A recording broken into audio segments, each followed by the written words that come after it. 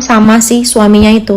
Dan parahnya lagi, ternyata si suaminya itu belum pisah resmi dengan mantan istrinya yang ada di Indonesia. Jadi cuma pisah secara agama aja, dia tuh belum ada surat cerai sama istrinya itu. Halo guys, assalamualaikum warahmatullahi wabarakatuh. Gimana kabar semua teman-teman? Semoga selalu dalam keadaan baik-baik saja. Oke, seperti video di awal tadi, kebetulan saya pas scroll TikTok, saya menemukan sebuah berita. Tapi ini bukan berita ya, sebuah ungkapan yang mana di-upload di TikToknya Mbak. Lupa tadi saya nggak meng-save, namun tadi saya sudah izin kepada mbaknya ya. Jadi untuk mbaknya yang saya berkomenkan minta izin untuk pemberitaan itu yaitu untuk berita ini ya, untuk di-upload di YouTube ini. Jadi tadi karena saya sudah izin dan semoga saja mbaknya mengizinkan ya. Karena video ini sangat penting sekali khususnya untuk teman-teman yang berada di Taiwan. Kronologinya seperti ini. Jadi mbaknya ini diceritakan mbaknya ini menikah di Taiwan dan setelah di situ terjadilah sesuatu yang di luar sangkaan atau di luar dugaan mbaknya tersebut. Jadi intinya untuk teman-teman yang mau menikah di Taiwan, bukan berarti semua orang Taiwan. Jadi ini menikah di Taiwan ya. Sebaiknya untuk lebih jelasnya, lebih baik kita simak video berikut ini. Sebelum kalian nikah di Taiwan, please dengerin video ini dulu. Jadi video ini kiriman dari Mbak Fatima asal Tulung Agung, Jawa Timur. Dan sekarang lagi stay di daerah Pintung, Taiwan. Jadi setahun lalu Mbak Fatim ini nikah dengan seorang cowok asal Tulung Agung guys. Sama-sama dari Jawa Timur juga.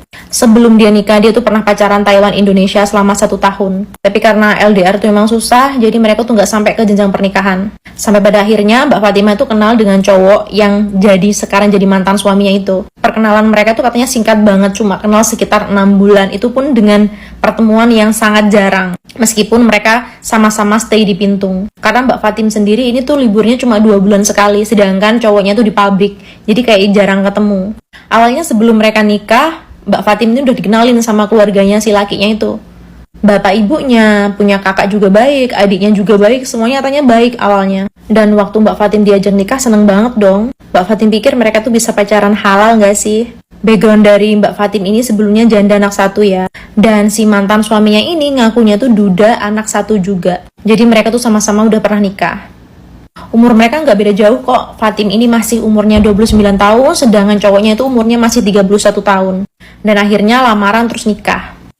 Tapi guys, pernikahan mereka tuh nggak berlangsung lama. Karena 2 bulan setelah nikah, Mbak Fatim tuh baru kenal keluarganya dan watak asli si suaminya itu. Bahkan katanya Mbak Fatim itu soal uang disetir banget sama suaminya. Jadi setiap gajian itu sama suaminya langsung diminta gajinya. Jadi yang nyetir atau yang megang keuangan itu bukan Mbak Fatim, tapi malah cowoknya. Jadi wong Jawa ki cupar ngono lho cah. Wong Jawa mesti ngerti cupar toh. Bahkan untuk sekedar ngasih orang tua dan anaknya aja bener-bener dijatah sama suaminya, nggak bisa ngasih lebih. Katanya tuh pernah si orang tuanya Mbak Fatim tuh sakit. Mbak Fatim tuh cuma minta uang 500.000 aja untuk dikirim ke orang tuanya. Tapi suaminya tuh marah-marah banget, bilang katanya boros lah, katanya ngalem, katanya ini dan itu. Sampai Mbak Fatim tuh akhirnya harus minjem uang temennya buat ngirimin si orang tuanya. Pernah juga katanya skincare Mbak Fatim ini habis. Minta uang 2.000 aja untuk beli skincare, suaminya tuh marah-marah. Katanya udah nikah ngapain sih beli ini itu tuh nggak penting.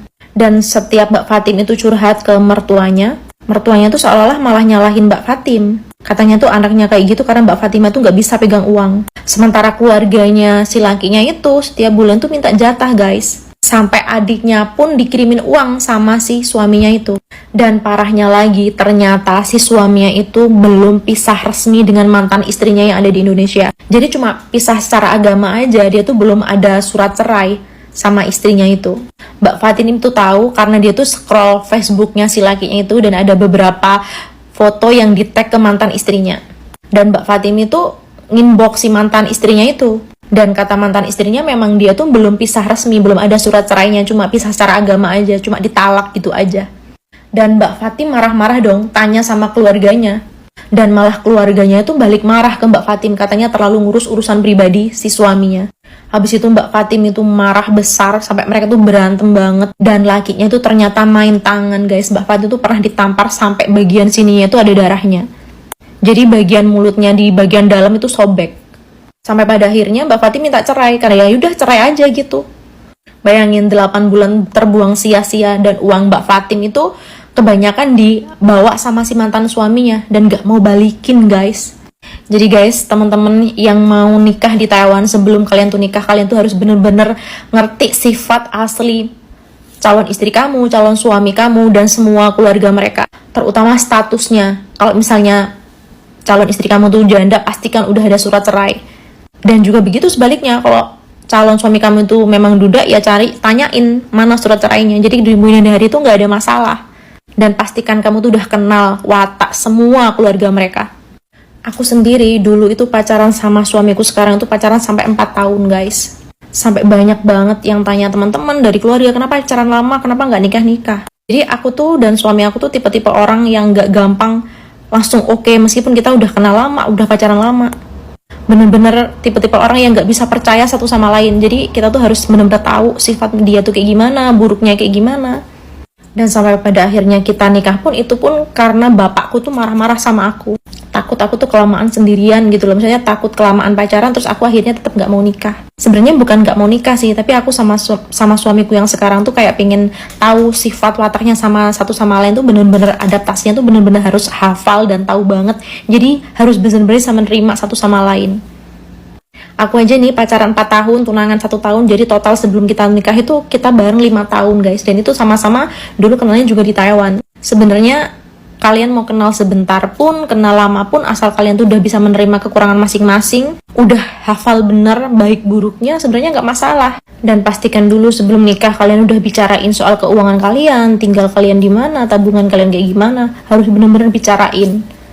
Jangan sampai hanya kalian tergiur sama teman-teman yang udah nikah, pengen nikah di sini juga. Atau kalian pas lagi bujin-bujinnya jadi mengenyampingkan hal-hal yang penting. Ingat ya, nikah itu sekali seumur hidup. Dan seumur hidup itu lama guys. Lebih baik kita tuh menunda atau mengenal lebih jauh lagi, daripada kita tuh terburu-buru tapi pada akhirnya berantakan juga. Sebelum kalian nikah di Taiwan, please dengerin video ini dulu. Jadi video ini kiriman dari Mbak Fatima asal Tulung Agung, Jawa Timur. Dan sekarang lagi stay di daerah Pintung, Taiwan. Jadi setahun lalu Mbak Fatim ini nikah dengan seorang cowok asal Tulung Agung guys. Sama-sama dari Jawa Timur juga. Sebelum dia nikah, dia tuh pernah pacaran Taiwan Indonesia selama 1 tahun. Tapi karena LDR tuh memang susah, jadi mereka tuh nggak sampai ke jenjang pernikahan. Sampai pada akhirnya Mbak Fatima itu kenal dengan cowok yang sekarang jadi mantan suaminya itu. Perkenalan mereka tuh katanya singkat banget, cuma kenal sekitar 6 bulan. Itu pun dengan pertemuan yang sangat jarang. Meskipun mereka sama-sama stay di Pintung. Karena Mbak Fatim sendiri ini tuh liburnya cuma 2 bulan sekali, sedangkan cowoknya tuh di pabrik. Jadi kayak jarang ketemu. Awalnya sebelum mereka nikah, Mbak Fatim ini udah dikenalin sama keluarganya si lakinya itu. Bapak ibunya, punya kakak juga baik, adiknya juga baik, semuanya katanya baik awalnya. Dan waktu Mbak Fatim diajak nikah seneng banget dong. Mbak Fatim pikir mereka tuh bisa pacaran halal gak sih? Background dari Mbak Fatim ini sebelumnya janda anak 1 ya. Dan si mantan suaminya ini